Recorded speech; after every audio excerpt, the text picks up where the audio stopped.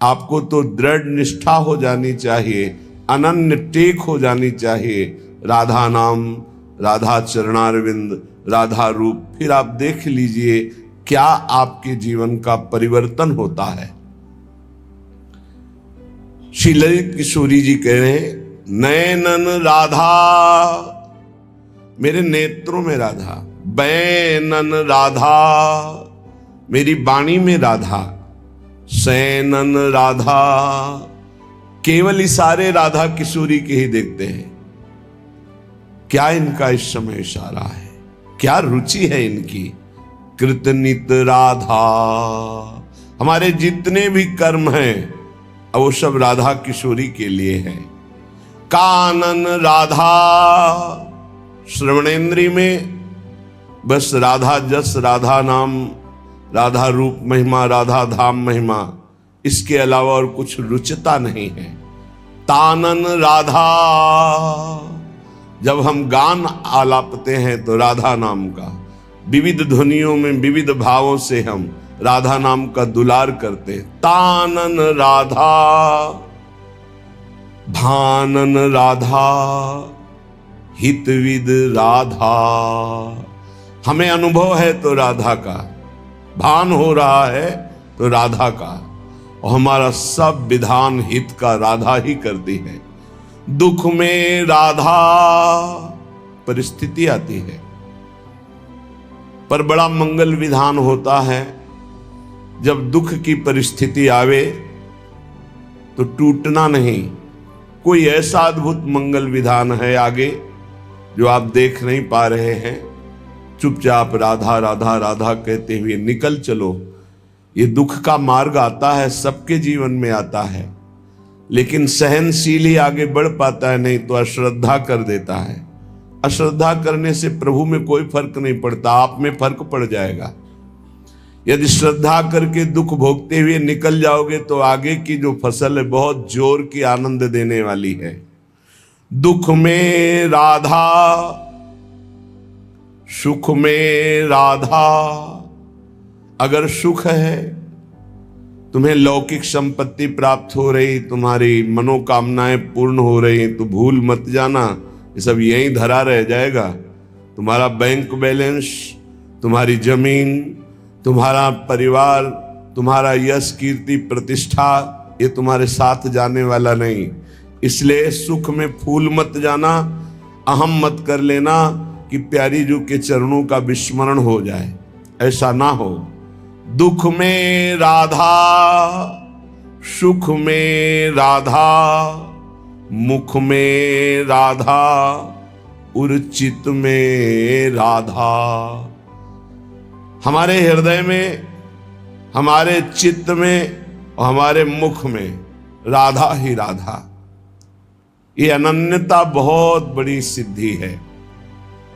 ललित किशोरी उत राधा, जित देखूं मैं तित तित राधा। ललित किशोरी जी कह रहे, मैं जिधर देखती हूं मेरी स्वामिनी दिखाई देती, जिधर दृष्टि जाती है मंद मंद मुस्कुराती हुई अनंत बिजलियों की सी कांति गोरे चरणारविंद में रचा हुआ महावर, अपने प्रीतम को गलबहियां दे हुए गैंदनी की भांत मलकती हुई हमारी प्यारी जो आ रही।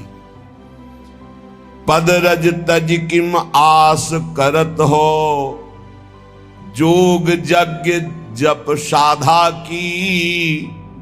सुमिरत होत सुख आनंदती, जर न रहत दुख बाधा की। ललित किशोरी शरण सदा रहु, शोभा सिंधु अगाधा की। परब्रह्म गावत जाको जग, झारत चरण रेणु श्री राधा की।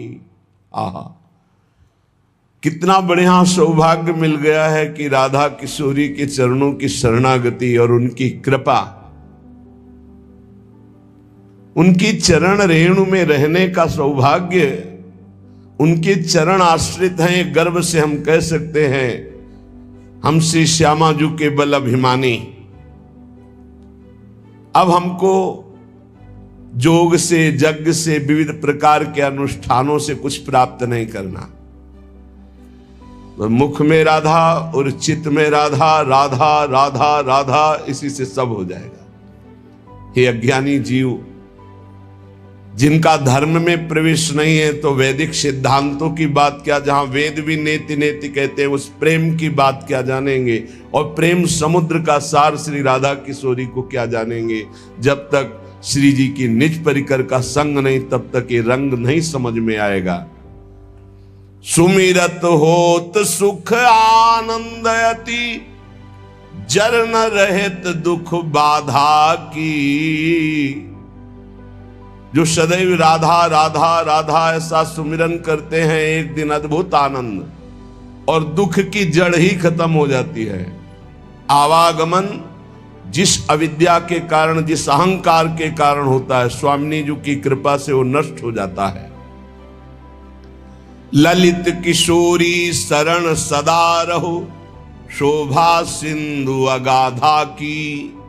परब्रह्म गावत जाको जग, झारत चरण रेणु राधा की। परब्रह्म परमात्मा भगवान श्री कृष्ण, हमारी प्यारी जो यहां से पधारेंगी तो सोहनी करते हैं, पुष्पों के पावड़े डालते हैं, जिनकी चरण रेणु झारते हैं, स्वयं परब्रह्म परमात्मा जिनका नाम जपते हैं, जस गाते हैं, उन राधा की जो शरण में है और राधा नाम गाते हैं, अपार आनंद की प्राप्ति।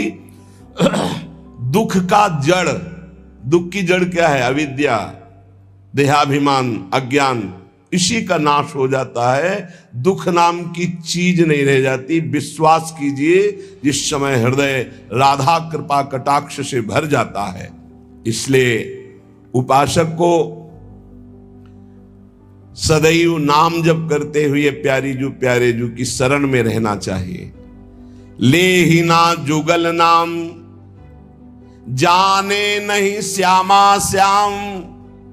काम के गुलाम उठी भोर ही ते पाए परे। संतन को संग नाही, को रस रंग नाही। ही में उमंग नाही, वृंदावन कुंज डरे। कबहू न जाए चली देखिबे को रूपवर। भौंक वोई करे नित कूकर से पौर रे। ललित किशोरी प्रिय प्रसाद हो न पावे जे। राम करे सारे ऐसे सपने न दृष्टि परे। ललित किशोरी जी कहते हैं, जिनकी जिह्वा पे जुगल नाम नहीं है, जो श्यामा श्याम का परिचय नहीं जानते हैं, एक मन बुद्धि, इनकी बात है। माया प्रकृति काम क्रोध लोभ मोह मद मत्सर भोग वासना, सब एक शब्द में सब कह दिया। बोले ये सुबह से लेकर शाम तक कामनाओं में दौड़ते रहते हैं, भोग वासनाओं की सुख बुद्धि रख करके दौड़ते रहते हैं। ऐसे लोग हमारी कभी दृष्टि में न पड़े। हे प्रभु, जो आपका नाम जप नहीं करते, आपसे संबंध नहीं रखते, आपका परिचय नहीं जानते, संतन को संग नाही, को रस रंग नाही। जो संतों का संग नहीं करते, जिनमें किसी भी प्रकार का भाव भक्ति नहीं है, न दास्य है, न सख्य है, न वात्सल्य है, न कांता है, न सहचरी भाव है। ही में उमंग नाही, वृंदावन कुंज डरे। हृदय में उनके उमंग नहीं कि चलो वृंदावन चलते, रजरानी में लोट लगाएंगे, परिक्रमा देंगे, सत्संग सुनेंगे, नाम कीर्तन नाम जप करके जीवन कृतार्थ करेंगे। कबहू न जाए चली देखिबे को रूपवर। कभी पैरों से चल करे नहीं, चलो राधा रमण जी के दर्शन करते हैं, राधा वल्लभ जी के, बाके बिहारी जी के। भौंक वो ही करे नित कूकर से पौर अरे। बस व्यर्थ की बातें बोलते रहते हैं, और जैसे दूसरे के टुकड़े के लिए कुत्ता ललचाता रहता है, ऐसे दूसरे शरीरों के भोग के लिए ललचाते रहते हैं। ललित किशोरी प्रिय प्रसाद हो न पावे जो अपने प्रिया प्रीतम का प्रसाद कभी नहीं पाया, कभी कृपा कटाक्ष नहीं पाया, सुमिरन में नहीं लगे, संतों का संग नहीं किया, तो राम करे सारे ऐसे सपने ना दृष्टि परे। कोई भी हो, हे भगवान ऐसी कृपा करो कि ऐसे लोगों का संग स्वप्न में भी न हो जो आपसे विमुख है। भगवत सन्मुखता और भगवत प्रेम प्राप्ति के लिए ये महापुरुषों ने 7 सूत्र बताए हैं। पहला है, ये सब में होना चाहिए, चाहे वो गृहस्थ हो चाहे विरक्त। भोगों में वैराग्य की स्थिति,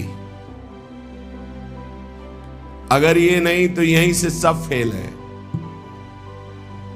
ज्ञान वही सार्थक होता है जो शास्त्र से सुना गया, पढ़ा गया, संतों से सुना गया, उस ज्ञान का प्रयोग किया जाए।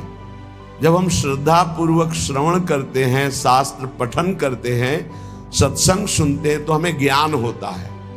तो श्रद्धावान लभते ज्ञानम तत्परा संयतेन्द्रिया। उस ज्ञान जानकारी का फल हुआ कि हम अपनी इंद्रियों को संयमन करें, इंद्रियों को जो भोगों की तरफ जा रहे हैं उनसे हटाएं, भोगों से वैराग्य धारण करें। गृहस्थ में है धर्मयुक्त भोग, विरक्त में है तो सर्वस्व भोग का त्याग करे, एकमात्र भगवत प्राप्ति। भोगों से वैराग्य बहुत, यही पहले ही सूत्र में सब ढेर हो जाते हैं। भक्ति, ज्ञान, अष्टांग योग, कर्म योग, जितने भी योग हैं ये सब वैराग्य की नींव पर टिके हुए हैं। अगर वैराग्य नहीं है,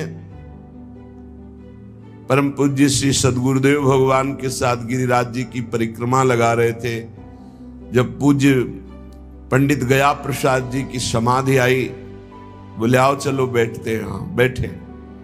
बोले जानते हो इनके हृदय में इस कोटि की स्थिति कैसे आई? जो 43-45 वर्ष की अवस्था में वैराग्य धारण कर रहे हैं और इस कोटि के महात्मा की सचल गिरिराज जी कहे गए, ऐसा जानते हो क्यों हुआ? कम समय में बहुत ऊंचाई प्राप्त की। बोले वैराग्य।